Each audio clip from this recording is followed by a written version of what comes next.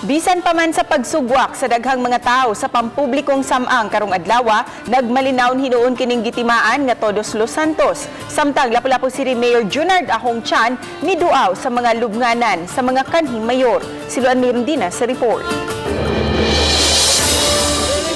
Sayo pa lang sa buntag, taas na ang linya sa mga tao nga buot mo bisita sa lubnganan sa ilang mga mahal sa kinabuhi dinhi sa Humay-Humay Public Cemetery.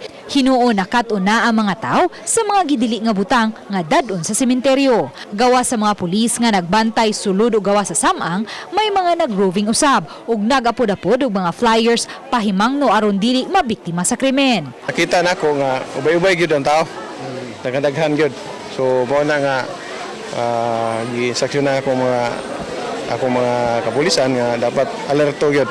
Usa sa mga bibisita sa ilang mga mahal sa kinabuhi nga mitaliwa na si Mayor Junard Ahong Chan. Lakip sa iyang gibisita ang mga lubnganan nila ni Max Patalinghog Jr. ug Ernest Wiggle, mga kanhi mayor sa Dakbayan. Tagsa-tagsa niya kining gipahatdan og mga buwak. Angay na to silang hinumduman, no? Ang mga upunganon dili kalimot sa ilang dedikasyon o serbisyo nga gihatag kanamo. Ang Humay-Humay Public Cemetery ang labindakong pampublikong samang sa Dakbayan sa Lapu-Lapu. Uban ni June Solon, Luan Mirondina, Balitang Bisda.